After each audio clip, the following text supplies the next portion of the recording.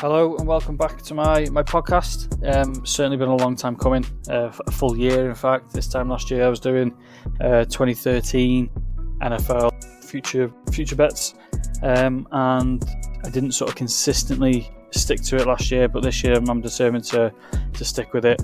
We're going to start off this new year of NFL by doing the 2024 NFL future bets. I actually tried and tested a new method that I'm going to implement the European Championships for the soccer, but we're going to use it for the NFL future bets that I'm going to be placing. And yeah, we're just going to look to try and do weekly episodes. I'm going to try and stick to it throughout the year, one a week, potentially doing Thursday night football, Sunday night football, Monday night football in one episode, and a recap at the beginning of each week to try and stick with it and continue the trend of and the habit of getting into recording these clips, recording the podcast, and sharing my favourite plays and the way I'm looking at taking these games and things like that, angles I'm taking, and any information that I have I'm looking to pass on to everyone that listens to these episodes. So we're going to start off with some future bets for the NFL for the season. I'm trying to think of the best way to sort of go down my list of futures. I've got quite a few. Last year I kind of went division by division, but this year I think I'm going to go with positional players first. I'm going to start off at the top of the offense really. So we're going to go with the quarterbacks, then running backs, wide receiver, tight ends, and then we'll go over to the defense and the special teams, and then eventually end up with the team bets that I've got going on. Division winners, things like that, team totals, team win totals, things like that. So the format that I mentioned I'm going to use is I'm going to implement units.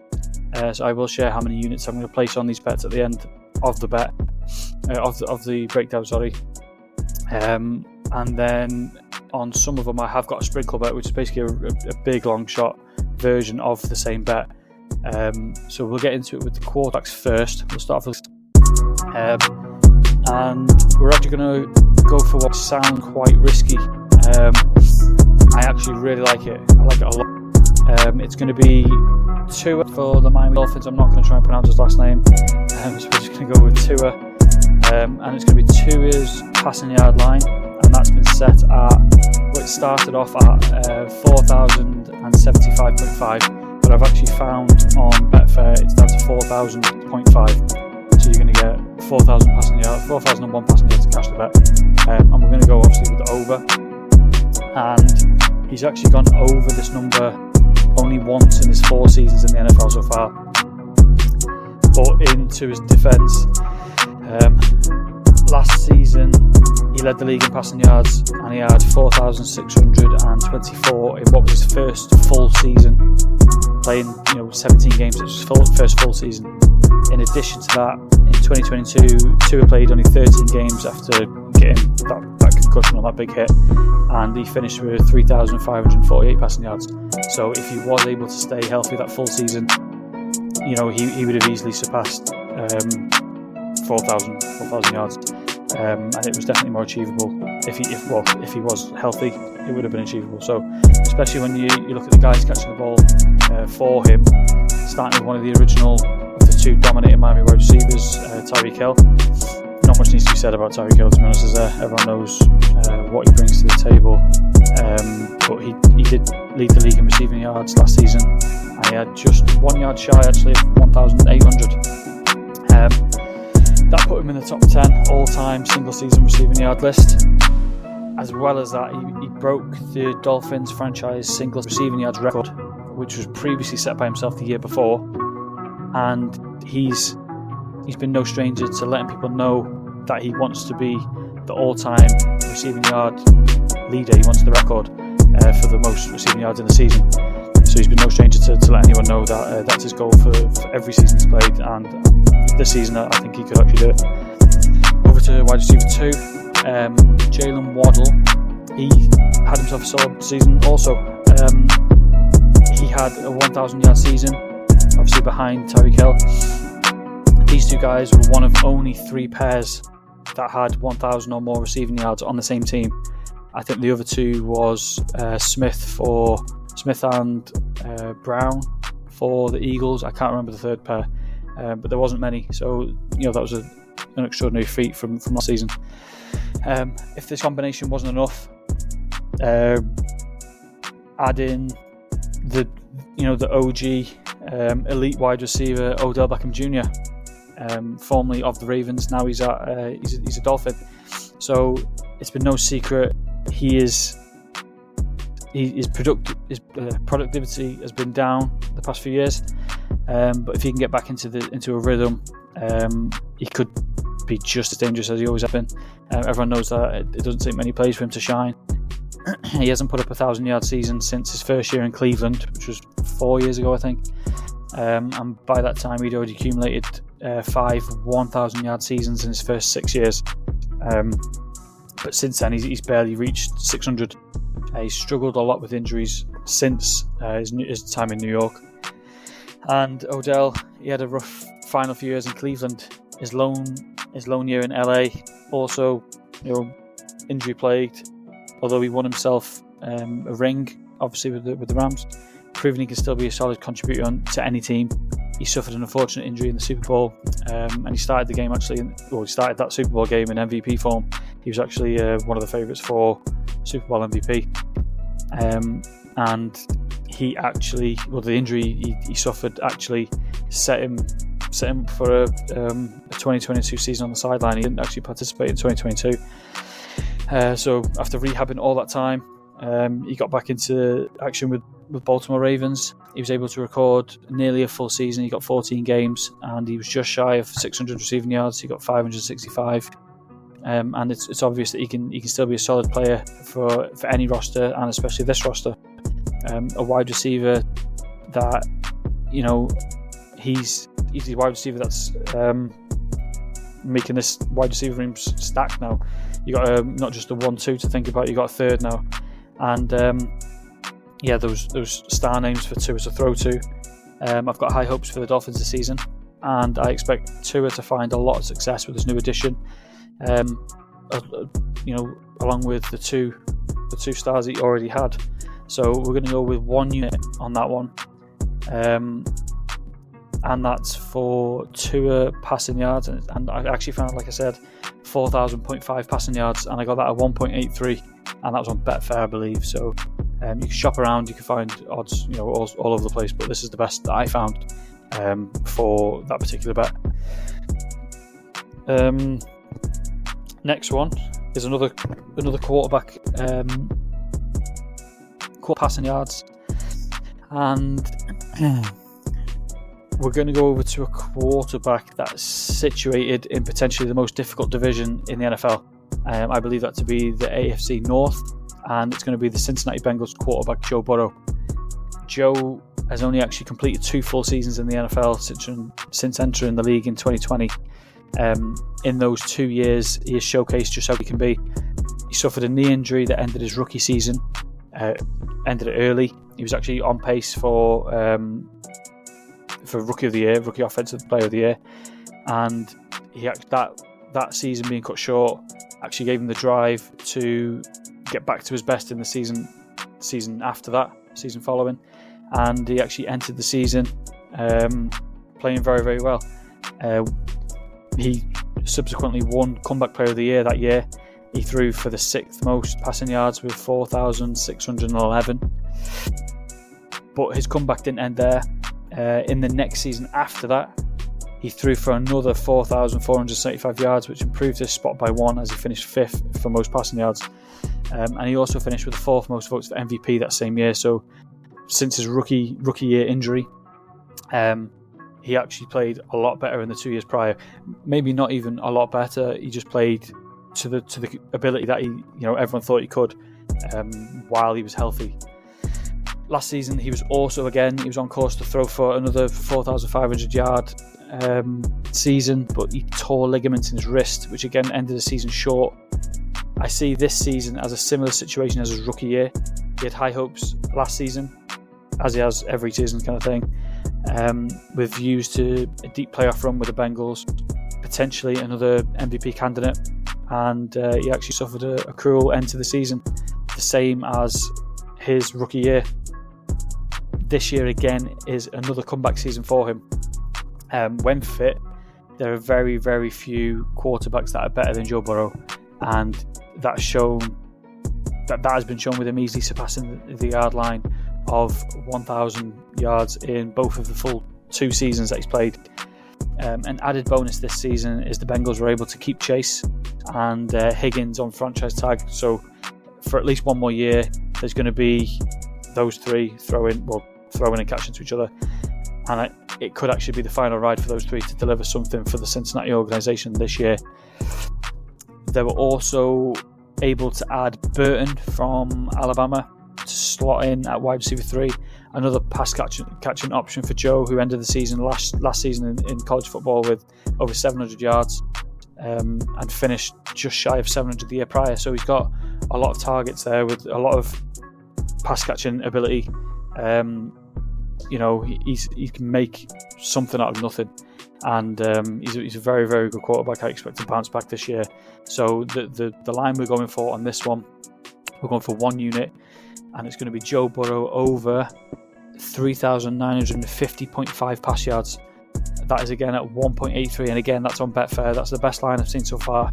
Originally I've seen it at 4,100, and this is 150 short of that, so even better line again.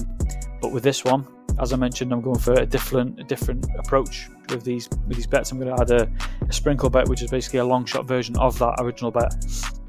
And the sprinkle bet for Joe Burrow this year is going to be Joe Burrow for the comeback player of the year. The reason I believe that is it feels like a make or break season for Bengals, and it's obviously a potential final season for the Cincinnati Big Three, which is Chase, Higgins and Burrow. It's down to Joe to perform like he's shown everyone he can, despite being in a difficult division, which I mentioned. He's still been able to play at a high level throughout his short career. I expect him to set the season alight, make a drastic improvement on the last season's 4th place division finish, which was not sort of expected, but I believe they will bounce back from that, and I think they'll push for a playoff run again. Joe has previously come off a bad injury before his rookie year, and he was presented with the comeback player of the year the season after that. I think he can do this again. Joe is second favourite for the award behind, in my opinion, the GOAT, Aaron Rodgers, who's also coming off a full season out after suffering an Achilles injury in week 1 for the Jets. But I believe this is Joe Burrow's award to lose. I think the Bengals need Joe to put on a show this season to prove to everyone that they are a deep playoff team, and I believe he will. So we're going to go with half a unit on this, and it's Joe Burrow comeback player of the year, and that's at 3.4.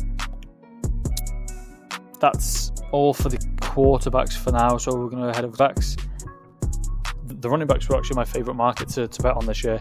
I found there was a lot of availability on different running backs, a lot of different varying odds and lines though. So again, shop around for different odds. I'm going to share what I've got, what the best odds I got for each bet. But this one, we're going to start with. We're going to go to Los Angeles, and we're going to go to the LA Rams running back Kyren Williams. Normally, the things I look for when I place bets for sort of any player props is consistency within a player. I believe it's hard to place a bet on a player who doesn't have a lot to go from. Kyren Williams is heading into his 3rd season in the NFL with the Rams. His 1st season, however, he found himself near the bottom of the depth chart. That was due to some injuries, unforeseen circumstances for himself. And the Rams actually opted for Cam Akers to be the running back 1. But as he headed into season 2 for the Rams, that's where things changed for him. Sean McVay opted for Williams to be the head of their run game after he impressed in pre-season that year, and he obviously didn't disappoint. He suffered a few injuries during the course of the season, and he actually only completed 12 games in total of a possible 17, but despite missing 5 games, he actually ended the season with the 3rd most rushing yards, with 1,144 yards, and he also finished in the top 10 for rushing touchdowns with 12. If you think about it, that's actually really, really impressive. 12 games. he came top 3 for rushing yards, and he finished in the top 10, and he had 12 touchdowns in 12 games. So that's incredible sort of statistics there, and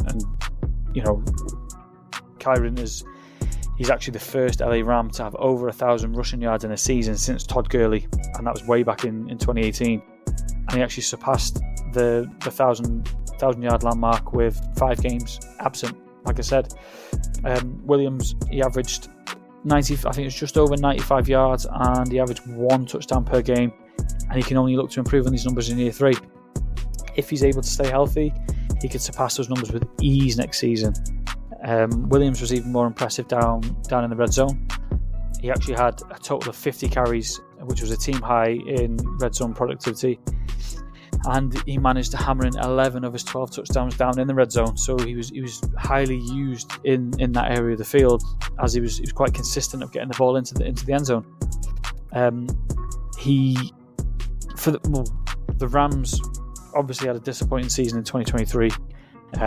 There's few things they could build upon and sort of be excited for the upcoming 2024 season. But Kyren Williams is one of those things they can be impressed about and they can be excited about. As I said, one good season isn't much to go on, but with the numbers he put up, and especially how Sean McVay talks about Williams, seeing his usage increase and Williams actually being able to produce, last season especially, it gives me confidence that he'll have another excellent year this year.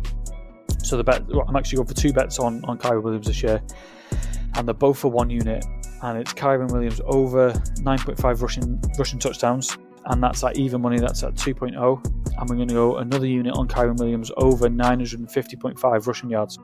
Again, he hit that line very, very easy last year, and I fully expect him to do that again this year. Again, we're going with another high sprinkle bet.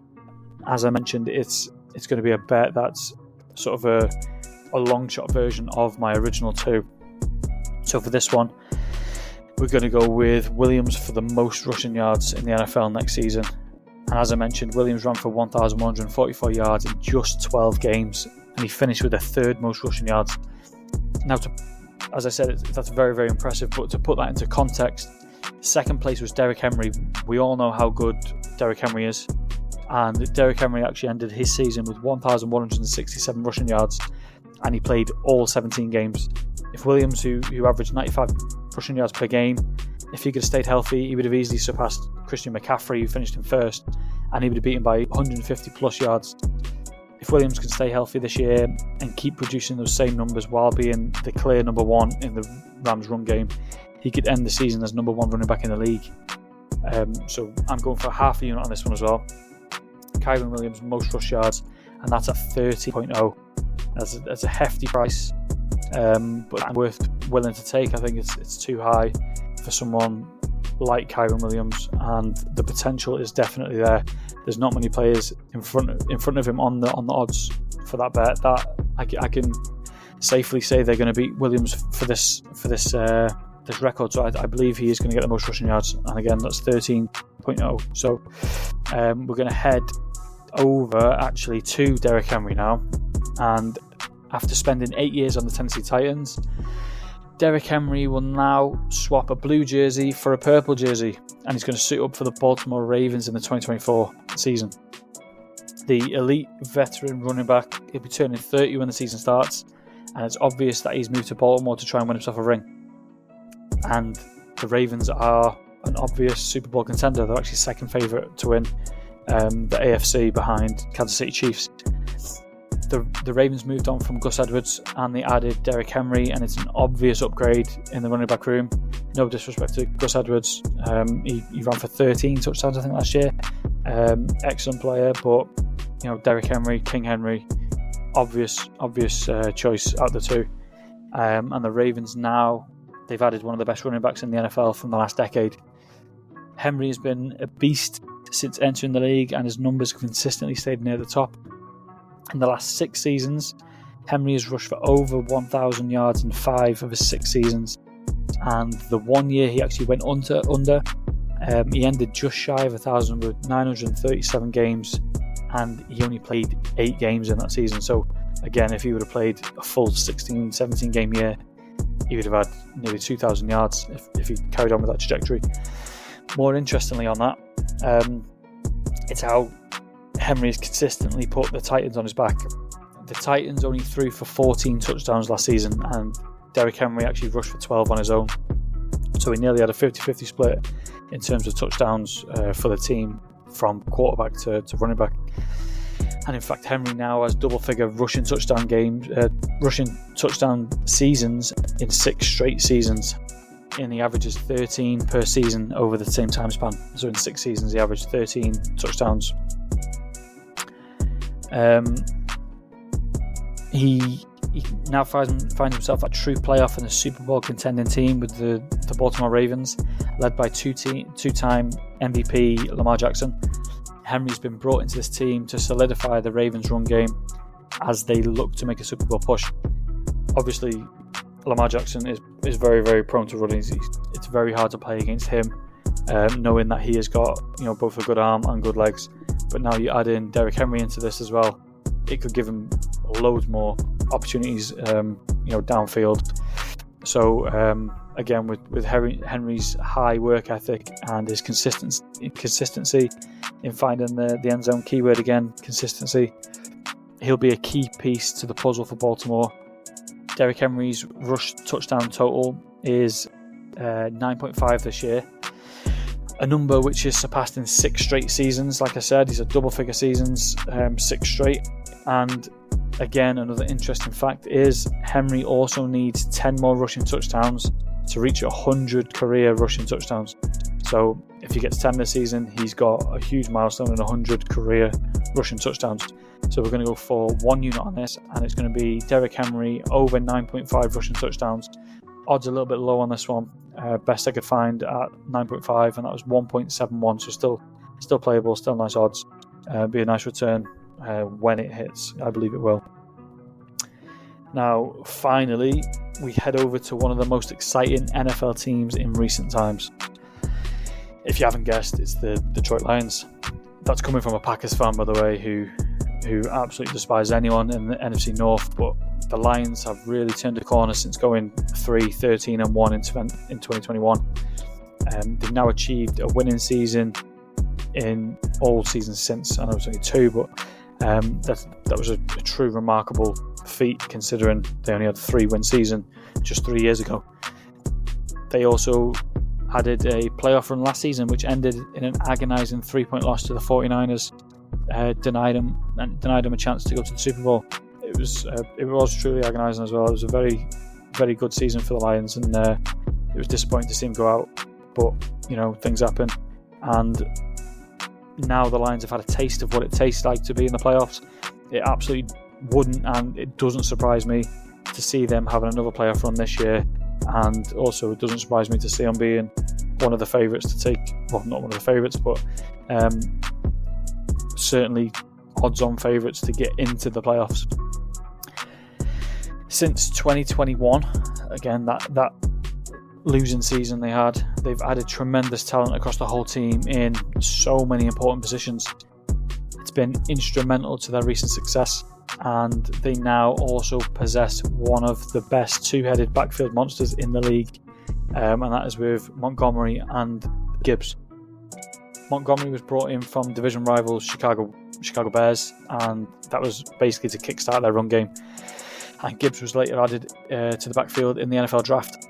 While Montgomery was brought in as running back 1, and he actually played majority of the season as running back 1, it wasn't long before Jahmyr Gibbs started eating into Montgomery's carries.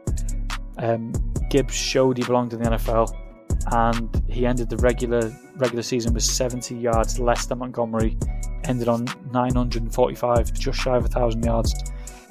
The Lions running back pair helped Detroit become the 6th best rushing offense, and they also contributed to the Lions finishing in 2nd for total offense. I actually predict a similar setup for the Lions again this year. What's not broke, you don't fix it. The 1-2 running back punch from Montgomery first, and Gibbs playing as running back 2. But I believe it's going to be more of a split rather than an out running back 1, running back 2. I believe they're both going to be used just as much each other for different situations where they're both capable of doing magical things. Similar to Kyren Williams, it's hard to base a bet off one good season, but Detroit clearly has an identity and an idea of how they want to attack, and I believe that their identity benefits Jahmyr Gibbs a huge amount more than David Montgomery. His rush line has been set at 825, a number which he surpassed by over 100 rush yards last season.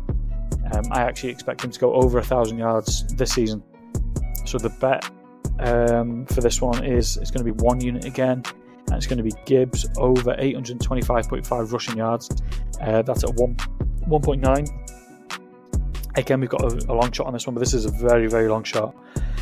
It'd be very, very surprising to see this one come in, but again, it's at odds that I can't pass up with the potential of it, and knowing how the Lions have tended to play in recent seasons, it could well happen. So this one is basically for Gibbs to have the most scrimmage yards in the NFL. Gibbs impressed so much last year with his yards per carry output. He averaged over 5 yards per carry. Add to that, he averaged himself 6 yards per catch, and he ended with there was only 316 receiving yards, but that took his scrimmage yards total to 1,261, averaging 84 scrimmage yards per game.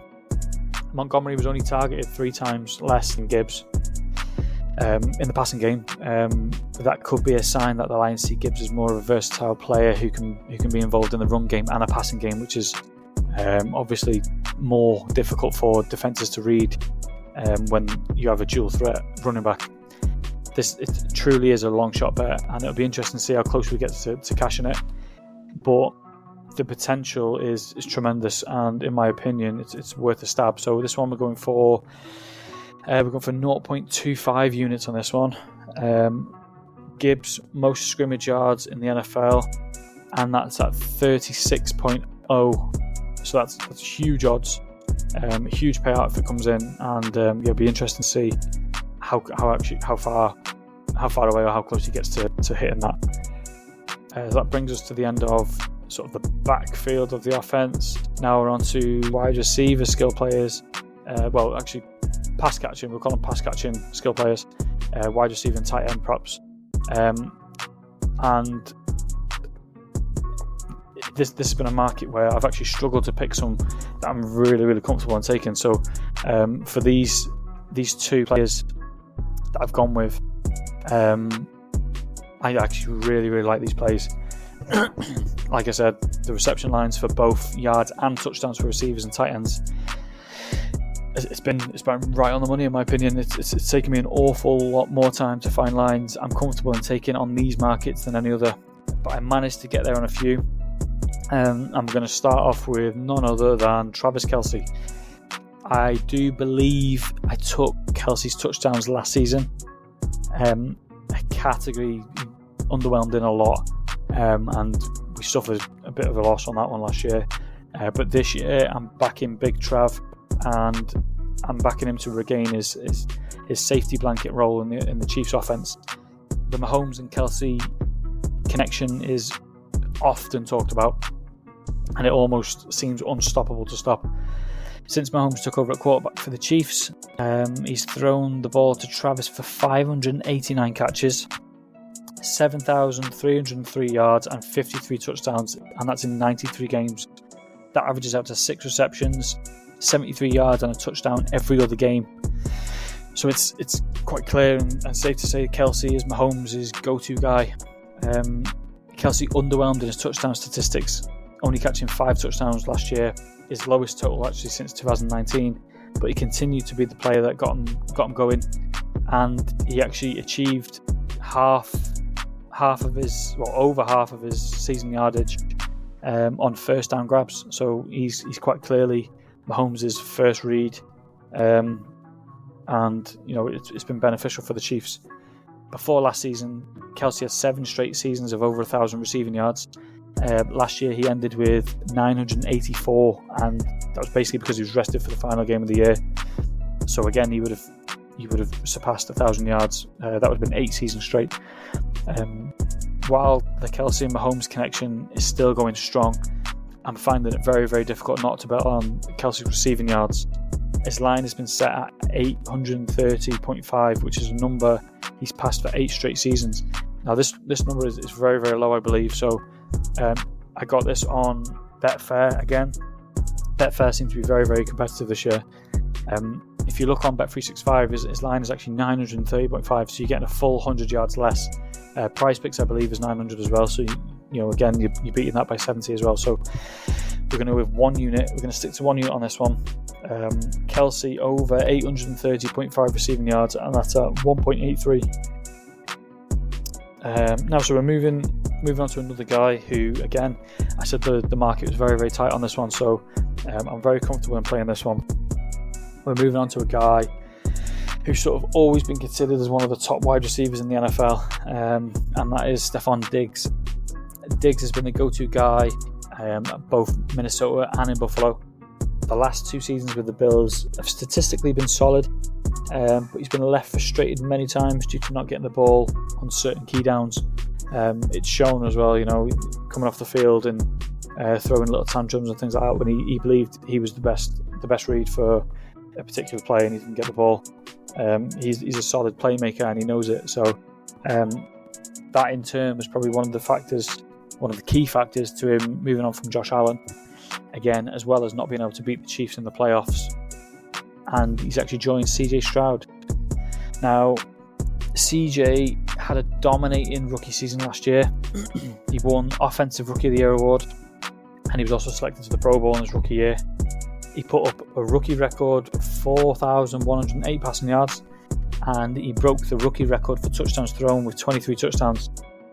He led the league in passing yards per game, broke a few more completion records as well, so I'm not going to go into all the records he broke, but let's just say he had a very, very solid year last year. All in all, he had an amazing rookie year. My point being, he did all this, he threw up all those impressive numbers without a standout wide receiver 1. I think last year Nico Collins was wide receiver 1 and he actually did go for 1,000 yards. But imagine what he could do with a talented, consistent, elite, veteran wide receiver like Stefon Diggs. Now, we don't need to imagine. We're going to get to see it. CJ to Stefon's going to be a highlight after highlight in this upcoming season. I'm actually really excited to see how these pair up, and I believe it's going to be a very, very solid connection. As I previously mentioned, Diggs wanted out of Buffalo, and now he got paid. And when I say paid, he got paid to put up huge numbers in Houston. Josh Allen targeted Diggs a lot, and Stefon was in the top 10 for receptions in all 4 of his seasons in Buffalo. He previously never made the top 10 with Minnesota, so his increase in receptions and things like that were rocketing in Buffalo. But now he joins a team who had a successful time in throwing the ball on a regular occurrence. Diggs' receiving yards line is set at 900.5, and I believe this is a way too low number for an elite wide receiver like Stefon Diggs. He's consistently surpassed this number fairly easily as well, having previously beat this number in 6 straight seasons and in 7 out of 9 in total. Again, we're going to go to the 2 seasons where he didn't. So the 2 seasons he finished under 900 yards. He missed 4+ games in both. If he would have played those extra 4 games, he would have passed 900 receiving yards. If he would have played those extra games, he would have surpassed 900 quite easily. So again, if he gets to stay healthy and he plays like he has been playing in Buffalo for CJ, he can certainly surpass 900 yards fairly simply. Diggs, he's essentially been brought in to essentially help the Texans make another playoff appearance back to back, and I believe he's gonna play a crucial role on the field, and I think he's gonna fly over 900 receiving yards. I think it's way too low. So this one, we're going 2 units, and it's Stefon Diggs over 900.5 receiving yards. That's at 1.9. Again, that is on Bet365, but continue to shop around. and we'll get some nice odds elsewhere. So offense, so done and dusted. We're going to head to the defensive side of the ball, defense and special teams. Now, as I said in the Joe Burrow plays, mentioned the AFC North potentially being the hardest difficulty, the hardest division to play in football. I'm going to stand by that here. This division is stacked with solid offensive and defensive players, including the likes of obviously Deshaun Watson, Joe Burrow, Lamar Jackson. You've got Russell Wilson at quarterback. You've got a ton of other talent as well. Wide receivers, Jamar Chase. You've got Mark Andrews, tight end for the Ravens. That's just to name a few. So you've got a lot of talented players on both sides of the ball. TJ Watt eventually for the Steelers. One talented player I'm going to highlight in this bet is Myles Garrett of the Cleveland Browns. Staying in games for Garrett within the division. Garrett's played a total of 34 games against divisional opponents, and he's got a total of 29.5 sacks. Obviously, he gets to play teams in this division 6 times, so I'm going to expand on that a little bit more. Garrett's played a total of 100 NFL games in total, and he's got 88.5 sacks in total, and that averages to 12.5 per season. The sack total for Myles Garrett this season is 13.5. That's a number he's managed to match or surpass in 3 seasons straight, and in 4 out of 7 in total. Coincidentally, the 4 seasons he was able to get 13.5 or more sacks. With the only 4 seasons, he completed a full season. So the 4 games he got 13 or more, or 14 or more sacks. With the only games he completed 17 or more games. So he's consistently been near the top of the sack leaderboard when healthy. So if he's healthy, this is a very, very good chance of hitting. He finished inside the top 10 for most sacks in 5 of his 7 total seasons.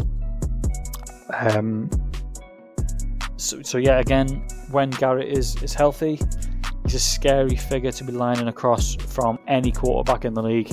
But he's proven he can do it against his solid division. So we're going to back him this year. It's quite a high number for a sack total, I believe. But we're going to go 1 unit on Myles Garrett over 13.5 sacks. And that's at, well, you can get that at evens now, but I got it at 1.95. So we're going to say you can get that at even money.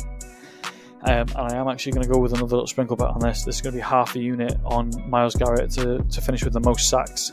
And again, as I said, he's managed to get 13.5 in three straight seasons and in 4 or 7. Typically, the sort of number that puts you in the top 5 is around 15 sacks. Like I said, he's been near the top of the leaderboard, and he's finished in the top 10 in 5 of his 7 total seasons. So I don't think it's out of reach. You've got TJ Watt that leads that market for most sacks, but half a unit on Myles Garrett for most sacks, it's definitely got high potential, and that is at 5.5 odds. Next up, we're going to stay in the same division again.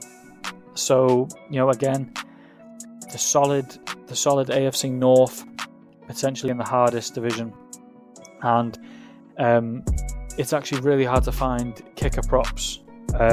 If you can find a kicker prop, actually, comment below. Let me know where you can get them. I'd love to see some lines for kicker bets. But the only one I can sort of find is a sprinkle bet on kicker markets, which are again very limited, and it's going to be for most kicking points. Again, I'd love to see some kicking points over unders, but I can't seem to find them anywhere. So if you can get them, comment below, and I'd love to have a look. So we're actually going to go with Justin Tucker, and he's been the most dominant kicker in recent history. His consistency, again, key with consistency, and his ability to make almost any kick has made him one of the best kickers to take to the field. During his 12-year career, Tucker's kicked over 125 points in all 12 seasons. 125 points doesn't sound a lot, but it actually is fairly good. So for him to sort of average over 130, I think it is in total, is tremendous. So more impressively, he's never finished outside of the top 10 for most kicking points. He's never won the award though. He's finished runner-up in 4 seasons, and that included a runner-up finish in 2022 and 2023. So the last 2 seasons, he's finished runner-up back-to-back years. Very, very. I think one of them was actually by 1 point as well. So he's always been there. Again, he's been in the top 10 in every season of his 12-year career. So that's very, very impressive. Last season, the Ravens had the 3rd most kicking points per game, and they also finished 2nd for red zone scoring attempts per game, which shows the Ravens were able to get the ball downfield into scoring situations. And with Tucker's big leg, they're not shy about letting him kick from distance too. So I think he's actually got the NFL record for, I think it's 66 yards.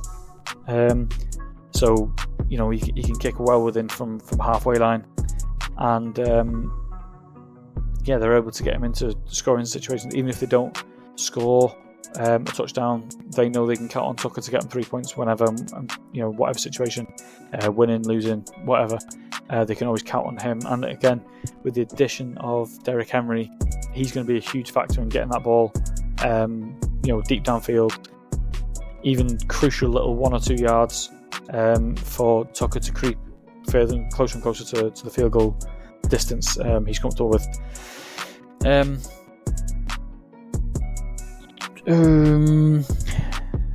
Justin Tucker's season long has been from 50 yards or more in every season of every season he's been in the NFL.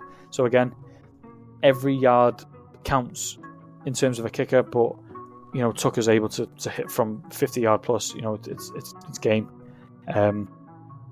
Baltimore, they're actually this season's 3rd favourite to win the Super Bowl, and 2nd favourite to win the AFC behind Kansas City Chiefs. And to be honest, it's easy to see why when they have such an explosive offense, and they finished 4th in most total points. So that's a tremendous achievement, again, considering they're in the hardest division in football. So the addition of Henry is only going to help improve those numbers and get the ball into the opponent's half more often. Gives Tucker more opportunities to score field goals or even extra points after a touchdown. And Tucker he's kicking 90% in his career. It's almost guaranteed that he's going to score from wherever he gets the ball from. If he lines up that kick, it's more likely going in. Again, he's never won this award. He's never won most kicking points, but he's been in the top 10 every season for 12 years straight, back-to-back runner-up years, and this year I believe he's going to get it. So 0.5 units. Justin Tucker, most kicking points in the NFL for next season. Now we're going back to a defense player. Again, we're going to my personal favourite division in the NFL. That's going to be NFC North. I'm obviously a Packers fan. I mentioned before how impressed I have been with Detroit Lions for recent years. I've already highlighted a few teams and players within that division actually, that I'm going to add another player, but on the defensive side of the ball, and it's going to make he does make, and he has made a huge impact for the Detroit Lions, and that's Aiden Hutchinson. He's entering his 3rd season. He's already proven to be a crucial part of the Lions organisation. Again, he was number 2 pick in 2022, so he joined after that terrible 3-13-1 season in 2021. And he's been a stud. He's managed to play every game of the regular season in both seasons, and he played an additional 3 games during the playoffs last year. His sack line this season is 10.5. Last season he finished with 11.5, and his rookie year he finished with 9.5. So he's sort of been there or about sort of 10 sacks. So 10.5, I reckon this year is certainly doable. He's shown that certain level of consistency. He's been able to keep healthy for a long period, again playing 2 straight seasons plus a few playoff games this year. And he even finished second in the league for quarterback pressures last year with 101. Number 1 was Micah Parsons, and he had 104. So he was only 3 quarterback pressures off Parsons, and Parsons converted another 3 sacks. So if Hutchinson can get the same amount of pressures next year, or a similar amount of pressures next year, I'm fully expecting him to be able to keep up that level of form. Again, hopefully he can continue to pressure the quarterback, any quarterback as well. It's not just divisional; it's any quarterback, and hopefully he can convert more of those pressures into sacks this upcoming season. So again, that was a short one. Again, not much to go from Hutchinson. He's heading into his 3rd year, but he's been absolutely awesome to watch. He's so fun to watch. So we're going to go 1 unit, and that's going to be Hutchinson Hutchinson over 10.5 sacks, and that's at 1.83. I think I found that on Bet365 as well. So I think that it does that. That ends our head over now to our team markets. So division winners, conference player bet, underdog. So I'm actually going to the FC North. We're going to my favourite. I'm a Packers fan. We're actually going to start for this, and it's a heavy dog. They're going to be able to the Green Bay Packers, of course, for this season. Again, there's going to be no bias. Heading into last season, no Aaron Rodgers, no David Bakhtiari, no wide receiver 1. It looked daunting, and for the first start of Jordan Love, it didn't look promising. A lot of people doubted, myself included. I didn't believe we would have a season like we did. I was expecting a pure rebuild. Jordan Love's not going to be quarterback 1 from blah blah blah, and I was not looking to last season to start, to be honest. I had my hopes set very low. I believe we were going to be able to do anything, or very little anyway. Packers fans were optimistic about our banged up O-line. Again, no Bakhtiari, Turner gone. A few pieces missing all over the field, really. But boy, we were wrong. Jordan Love turned out to be just fine. Given all that pressure as well, he played very, very well. He played actually, tremendous. Love ended the season with 4,159 passing yards. That put him 7th in the league, and 32 passing touchdowns, which was also 2nd best behind Patrick Mahomes. He also had a top 10 quarterback rating on the season. So all this pressure didn't get absolutely. That's the key word. I think that's the key word for Jordan Love. He looked comfortable in the offense. He looked comfortable with the ball. He looked comfortable picking his passes. He picked them very, very carefully, and he's shown tremendous accuracy as well. Love put up a 0.1 touchdown to interception ratio, so he threw 3 touchdowns for every 1 interception, which is very, very good. As I said, having no outright wide receiver 1, it sounded like a big problem to have.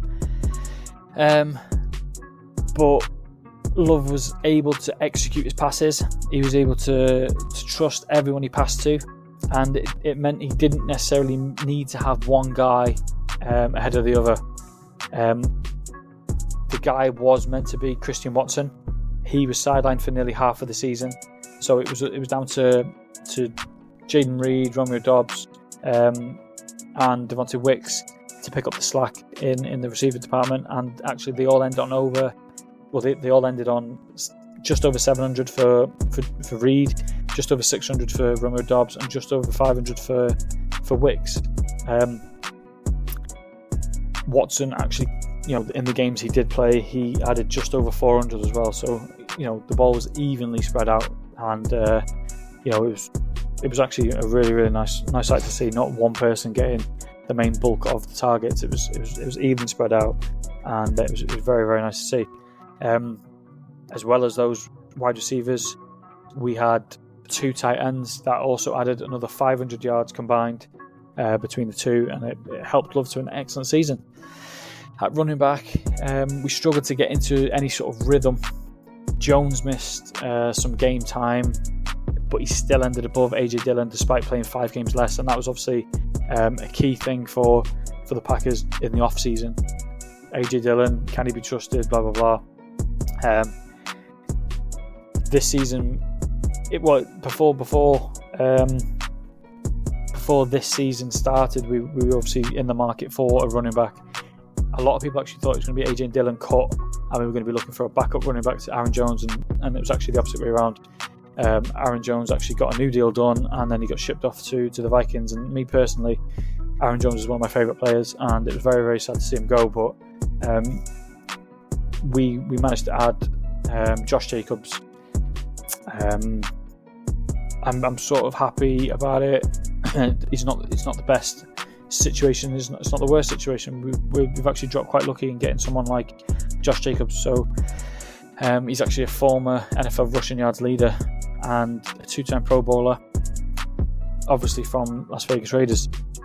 Jacobs had a career low of 805 rushing yards last year, but he's been a 1,000-yard rusher in 3 of his 5 seasons so far.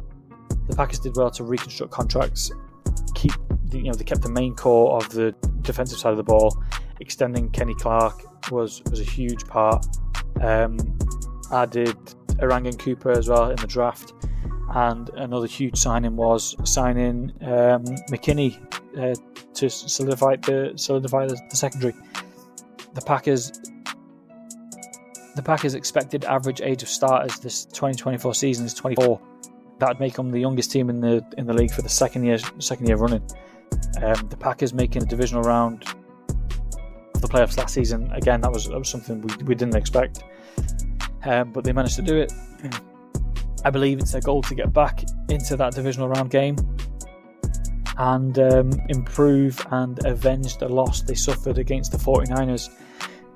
Again, they've been our kryptonite, and we can't seem to get past them really. So I actually believe this is the year where we are able to do it. This young team picking up a lot of confidence from last year, adding new and improved parts to this well-oiled machine. I believe the Packers will make the playoffs. That's my first and foremost. I believe we will make the playoffs, and I also don't think reaching the Super Bowl is out of reach. It's definitely not out of question. I think they're a lot better than most of the teams with higher odds than them to win it all. So the Packers to win the Super Bowl are actually 21.0, and I can't not include that as a sprinkle bet in my dark horse. So the main bet, this is actually my highest bet of the whole futures, and it's going to be the Packers to make the playoffs, and it's going to be a 3-unit bet at 1.6 odds. 3 units, Packers make the playoffs at 1.6. My first sprinkle bet for this one is the Packers to win the NFC. That's going to be a half unit, and that's at 9.0 odds. And then we're going to go down again to a 0.25 unit. Packers win the Super Bowl at 21. All these are on 888 Sport. I believe 888 Sport is something to do with FanDuel as well. So, again, shop around for odds. These were the best odds I managed to get. And that's my dark horse for the season. And three plays, I believe. Well, again, Packers win the NFC and Packers win the Super Bowl are obviously long shot bets. But my most confident bet of the whole of my NFL futures is Packers to make the playoffs at 3.0. And again, we're going to stay in the NFC North. I think this is actually the most bets I've got in one particular division. And again, staying in the NFC North, I believe this division is going to be a 2-horse race. And luckily for us, that's a market we can bet. I think the division is going to be a battle between the Detroit Lions and the Green Bay Packers. Both teams impressed in recent years. Obviously, the Packers, I'd say mostly impressed last season. Not much expectation. And then obviously, Detroit Lions, the past 2-3 seasons, they've drastically improved. The Lions, we're going to start off with the Lions for this. They've really turned a page since that disastrous 3-13-1 season in 2021, and they've looked like one of the most fun teams to watch ever since. their expectations are to better what they achieved last season.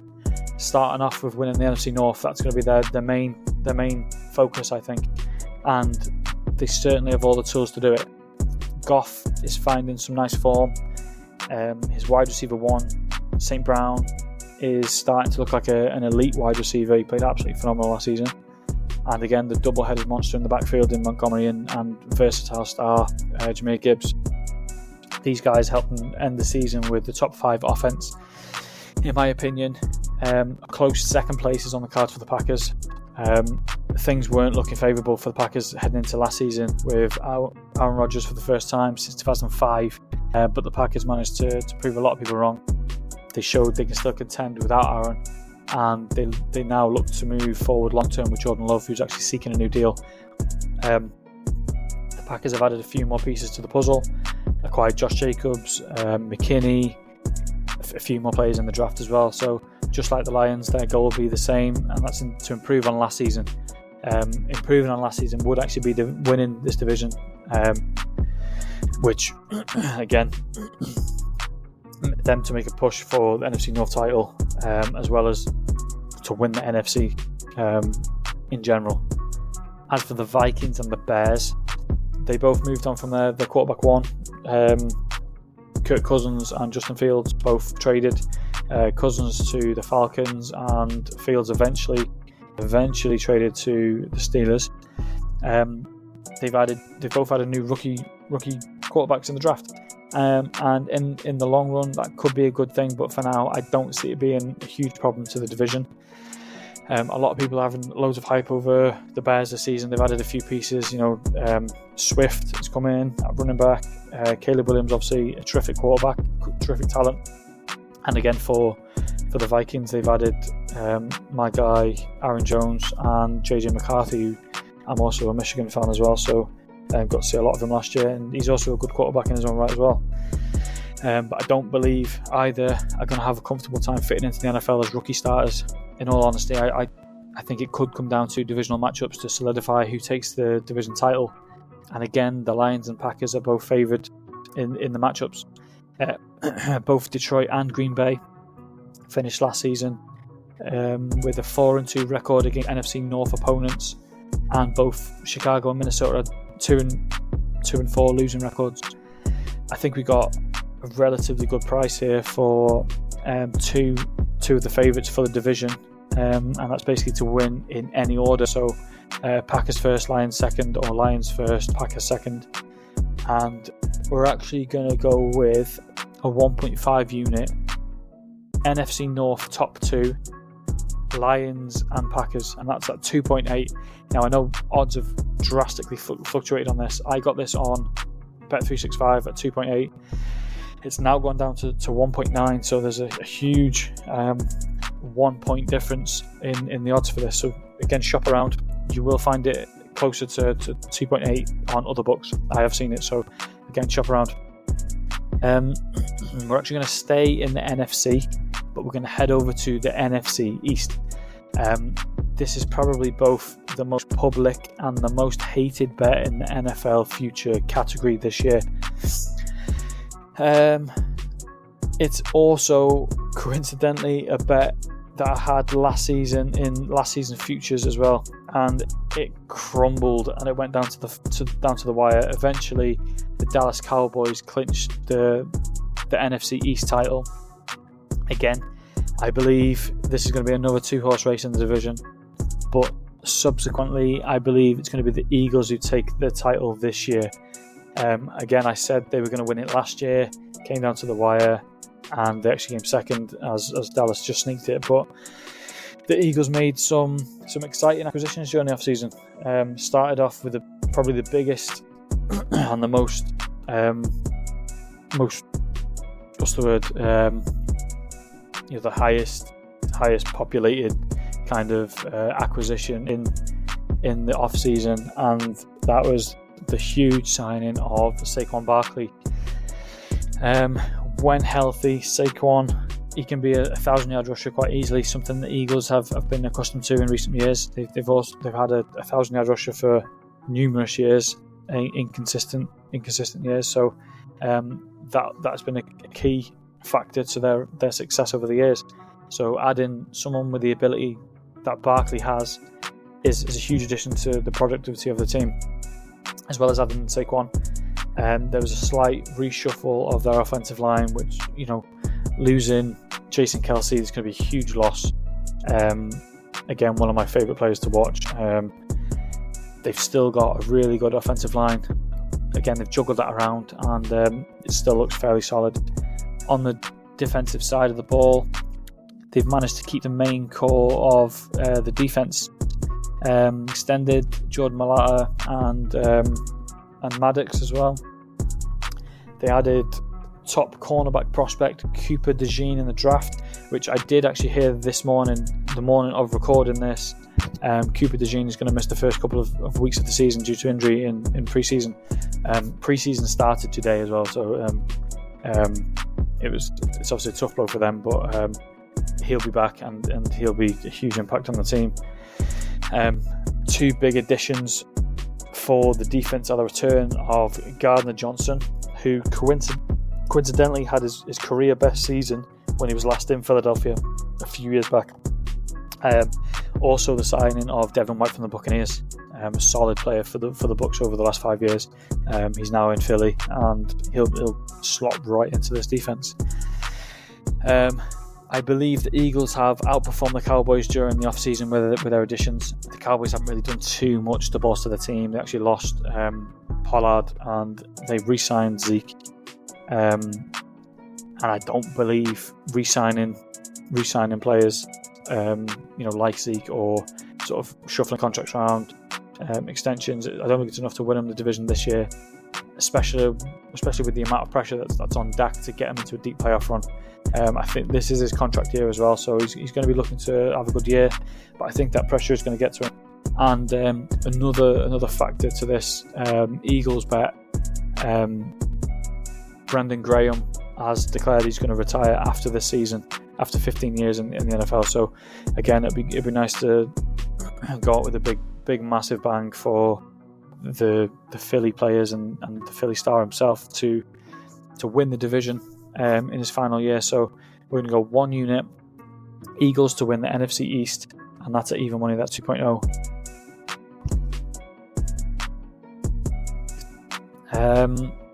We are going to head over to AFC East for the first time in my team bets. My first play in the AFC is going to be a fade of a favourite to take their particular division. After this team has won the AFC East 4 seasons in a row. If you guessed the Buffalo Bills, you are correct. And I'm now going to explain why. Again, this is a long shot with shorter odds, so I might not make the play of the season. It's a very, very bold statement, I know, but I'm all aboard the fade train for the Bills. First off, they lost both of Josh Allen's favourite targets, and they actually combined for nearly 2,000 receiving yards last year. And not only did they lose both the top targets, they didn't replace them with anyone worth mentioning either. They got a few players in the draft, and elevated a few players, a couple of positions, but losing. Well, first of all, they let Gabe Davis walk in free agency, and secondly, they traded Stephon Diggs, and they haven't added anyone of either of their ability, in my opinion, to take over that role. So again, that starts off their offense as a loss. Their offensive line, it hasn't improved, and it not only remains a mediocre offensive line, but a mediocre offense overall. On the defensive side of the ball, be their best side of the team. It looks a lot better than their offense. A lot of big names sticking around a little bit longer. Von Miller, he's obviously in the later stages of career, but he had an absolutely terrible season last season. He's going to need to return to his old Broncos form to help the Bills stay competitive this year. Ed Oliver, Tyler Rapp, Rasul Douglas as well, my guy from Green Bay, they also need to be at their best, like they have in recent years. The Bills, they've been consistently dominant for numerous years, having over 10 wins in all 4 seasons since 2019. and that coincidentally is all the same years as they've won the division in a row. So 4 years in a row, they've had 10 or more wins and they've won the division. I believe this is going to be a regression year for the Bills, a tough year in their division, and it's safe to say the Dolphins, as I mentioned before, with Tua, Jalen Waddle, Tyreek Hill, Odell Beckham, you got Achan running back with Mostert. You got a lot of players all over the field for the Dolphins, and the Jets obviously get Aaron Rodgers back. Well, I would say Aaron Rodgers back. They get Aaron Rodgers. It's going to be, the first time that he actually plays a decent amount of time for them. They look very, very competitive teams. More competitive than the Bills. And according to last season's win percentage, the Bills have the 6th hardest schedule this season. All the other teams in the AFC East, including New England, have easier schedules. The Bills not to make the playoffs is going to be a huge sweat. But I believe at the end we will be victorious. So I've got 2 bets for the Bills. I would say it's a long shot. Well, they are a long shot bet, both of them. But I'm going to play 1 unit on both. So it's going to be 1 unit for the Buffalo Bills not to make the playoffs, and that is at 2.4. And we're going to go 1 unit for the Buffalo Bills under 10.5 wins, and that's at 1.9. Again, shop around for best odds. But yeah, Buffalo Bills not to make the playoffs and Buffalo Bills under 10.5 wins. We started the AFC East with a fade, and we're actually now going to go to what I believe is going to be a new division winner. As I mentioned, I believe the Bills will not win the division, which means there is going to be a new division winner for the first time since 2019. In my opinion, the new AFC East winners will be Miami Dolphins. The Dolphins have been an exciting team for a number of years. This season's going to be no exception. They've made huge moves during the offseason, adding and extending numerous players on both sides of the ball. Firstly, as I mentioned earlier, those key players for the offense being Tua, Tyreek, Waddle and Odell Beckham. Not much else needs to be said. But we'll go through the basics. Tyreek Hill, wide receiver 1. Not much else needs to be said. Extending Jalen Waddle, huge. It was the huge extension. That's the first big move for the offense. Keeping him for another 3 years. That's going to be crucial for their offense for years to come. Adding new wide receiver by the name of, you might have heard of him, Odell Beckham Jr.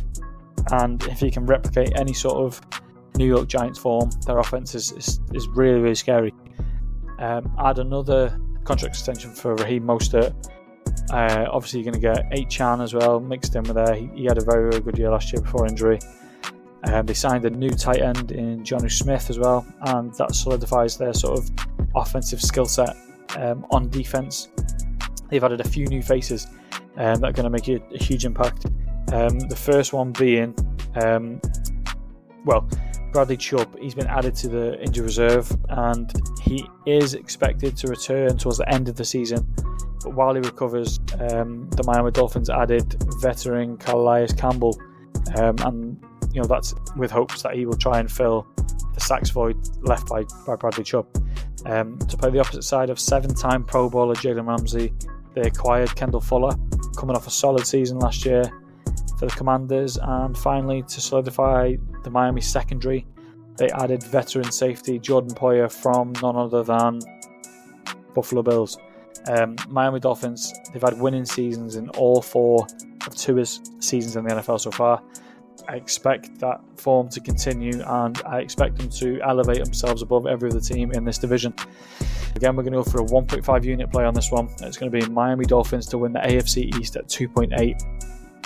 So it's going to be a nice payout if that hits. I actually believe it will hit, hence the higher 1.5 unit stake on that. And we've actually got a small sprinkle bet on this one as well. I actually really, really like this one. I think this one could hit.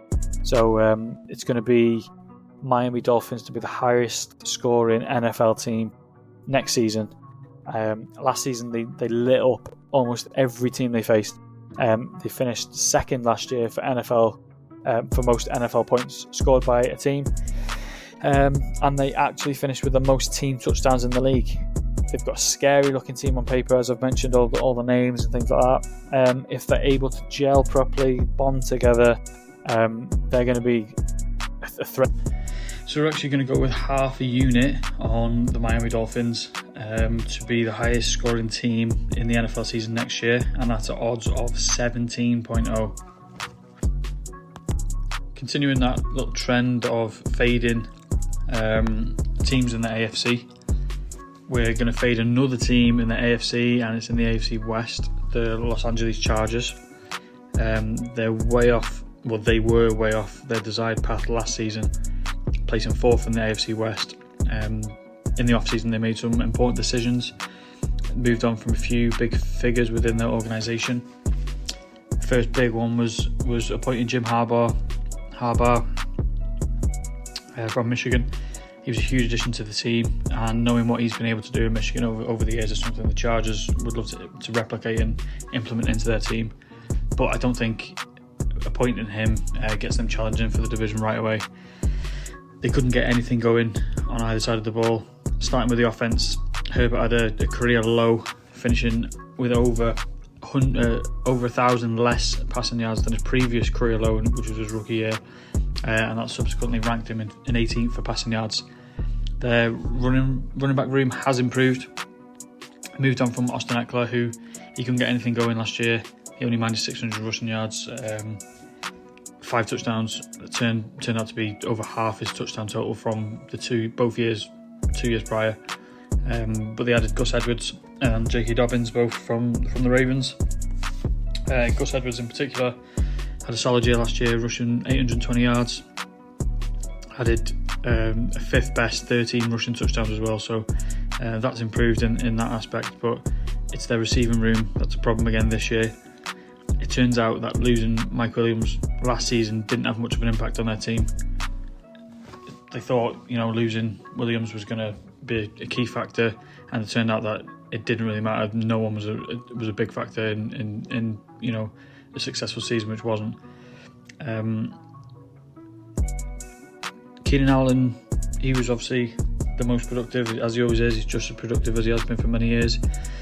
He posted his 6th 1,000-yard rushing yard season, and it was actually his second highest receiving yard total from a season in his career. The Chargers lose that productivity as he's shipped off to the Bears, and they move to Josh Palmer as wide receiver 1, adding rookie Ladd McConkey and DJ Chark Jr. It makes up a very underwhelming receiver room, to say the least. On the defensive side of the ball, they struggled to stop team scoring. It was basically a single-handed effort from Khalil Mack. He actually ended with a career-high 17 sacks.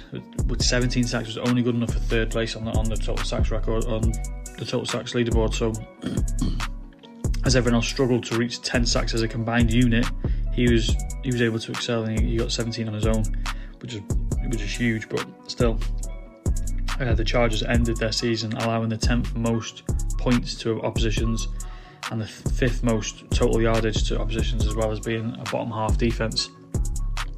I don't think the team, this team in particular, missing many of their key pieces from the last few seasons. Those key pieces which they're missing now were the pieces that actually made them successful in recent years. I don't think they can push for a playoff spot. They've added a few nice pieces to build upon. New head coach, Gus Edwards, potentially a good rookie receiver, things like that. But I don't think this is a year, especially for a team who's found it's been a struggle to make the playoffs. They've only made the playoffs 3 times in the last 10 years. I don't expect them to challenge this year, and I expect that record to extend by at least one more year. So we're going to go Los Angeles Chargers not to make the playoffs at 1.71, and that's for one unit on that.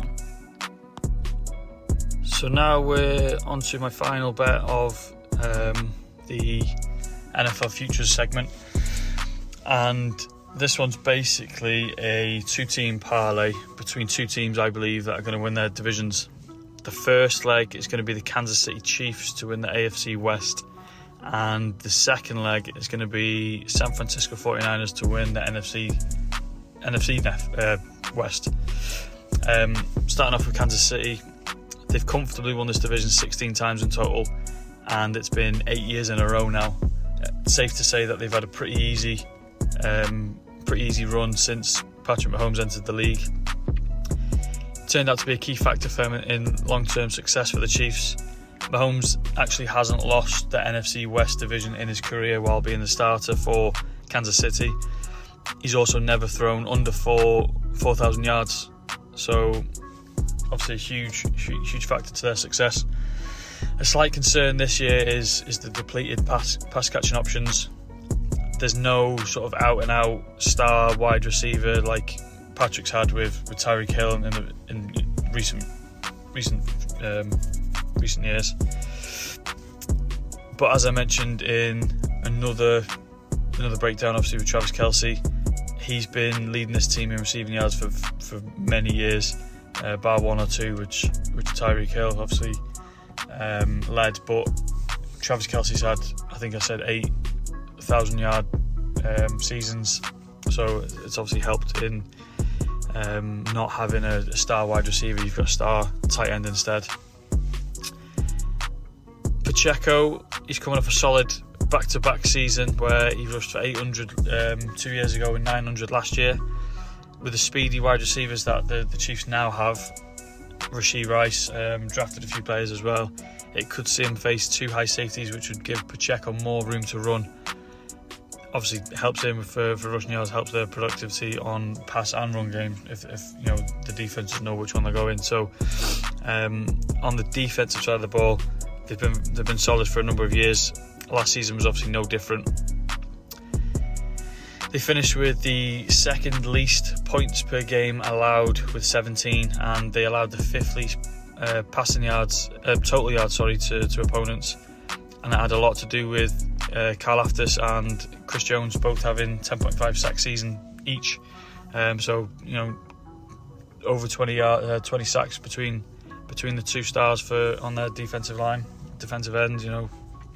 Rushing the quarterback, as well as the secondary being very, very tight. They allowed the fifth most pass incompletions to a quarterback. As I mentioned before with the Chargers, I don't see them being a contender in this division at all, and I believe the same will go for the Raiders, who they're starting the season with a new quarterback, as well as giving the running back one role now to Zamir White as they shipped Jacobs to Green Bay. They also haven't added much wide receiver help for Devontae Adams either, so offensively looking a little bit slim. Defensively look nice, Max Crosby, and now they've added Christian Wilkins as well. But again, I don't think that gives them enough to challenge. If you look over in Denver, the Broncos, a similar story I believe is predicted. A new quarterback there as well. Throw into Cortland Sutton, and they did pick up Josh Reynolds from the Lions, but nothing really stands out on either side of the ball in terms of new acquisitions. I don't expect them to contend the Chiefs. I believe the Chiefs win this for a 9th straight year. I think it'd be very, very comfortable. We now look over to the 49ers. It should be a very similar story in terms of them winning this division, but they should have at least a little bit more testing in this division. It's a little bit harder than the AFC West. San Francisco, they faced a few issues in this offseason. Trent Williams holding out for a new deal, so he hasn't gone to training camp. Brandon Ayuk has requested a trade, even though he has turned up to training camp. The 49ers have also said that he will not be leaving, so for 49ers fans, they hope this is the case. He's been a key piece to their offense the past few seasons. He led the team in receiving yards last season, and he posted back-to-back 1,000-yard seasons over the last 2 years. As well as him, Debo's been a crucial part of their passing game as well. He added another 1,000 yards from scrimmage. He is used in the run game quite a little bit now as well, so dual threat there. And you can't obviously look past this offense without been super impressed with Christian McCaffrey and what he has done since he entered the league, and more specifically what he's done since he joined the 49ers. He's been absolutely dominant. Last season, Christian McCaffrey managed over 2,000 yards from scrimmage, and he added 21 total touchdowns as well. He, Debo, Brendan Ayuk, George Kittle, they've all helped the 49ers, and they ended the season with the number one ranked total offense team, as the number one total offense team in 2023. The 49ers defense, they've been a top 5 defense for a number of years now. It starts up front with Nick Bosa. Last season he only had 10.5 sacks, and I say only because he's been topping the leaderboards the last 3 years. He had 15.3 3 years ago, 18.5 2 years ago, and then obviously 10.5 last year, so a slight decline in that production, but he's still a solid contributor to their defense. They've now added another 10 sack player in Leonard Floyd from the Bills, and I don't think much introduction is needed for Dre Greenlaw and Fred Warner. I will say Dre Greenlaw super unlucky in the Super Bowl. As Fred Warner said, he was on pace for Super Bowl MVP that game as well before he suffered that injury. Just like the Chiefs, the 49ers secondary was able to force the 8th most passing incompletions to opponents, so they're again a top 5 secondary. In the AFC West, a potential threat for the 49ers is the LA Rams. Well, it could be the LA Rams. They started the season last year pretty much without Cooper Kupp, who put them on IR pretty early, and it showed as well. The first half of the season they had a 3-6 record in the first 9. They struggled to get anything going on the passing side. Outside of Puka Nacua, nothing much was going well. He obviously had a breakout year with Cooper gone. They relied heavily on their run game in the end with Kyren Williams, but obviously then he was out due to injury as well. The second half of the season was where it picked up for the Rams, and they went on a 7-1 run, and that essentially clinched the playoff spot. The Seahawks, they were left disappointed as well. They played well last season. I think they were 9-8 in total, finished third, and their hopes for reaching the playoffs actually ended up being reliant on other teams' results on the final day. I think it was actually the Lions that knocked them out. So that was what essentially screwed them over in this division. And another factor as well was they were unable to beat both LA Rams or the 49ers. If they would have obviously won a few of those games, the standings would have been completely different in that division. Offensively, they look a very similar outfit. You know, DK, Tyler Lockett, things like that, all those sort of key players from last year, and it sort of didn't work out in the best way for them. So again, I'm not expecting it to this year. And we finally head over to Arizona Cardinals. They finally get Kyler Murray back healthy, and that's obviously a boost to their offense. He's a great dual threat quarterback, good with his legs, good to throw in as well. So that should be an upside for them. They also drafted well on offense as well. They added Trey Benson, who he had back-to-back 900 rushing yard seasons. He had 14 touchdowns last season and 9 the year before for FSU. And they also drafted the number 1 wide receiver prospect, Marvin Harrison Jr. from Ohio State. He had back-to-back 1,200 yard seasons, and he also had back-to-back 14 touchdown seasons. So his productivity for Ohio State was huge. Hopefully he can replicate that in this league as well. Big question for these two players is how they're going to adapt to the NFL. I think the Cardinals should improve on their 4-13 season last year.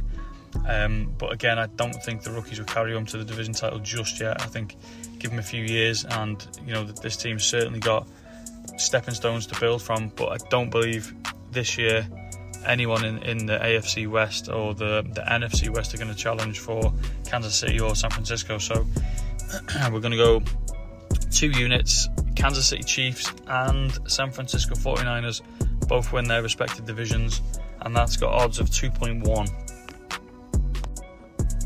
Okay, so that is actually all for my NFL future bets. I will do like a slight brief breakdown of all the plays. I'll go down the same order as I mentioned. So we'll start at the top with the quarterbacks, running backs, wide receivers and tight ends, defense, special teams, and then team props and things like that at the end. So I'll remind you of the odds I got the bet for, what the bet was, and how many units I will be placing on those. So the first one is Tua Tagovailoa. I think I said that right.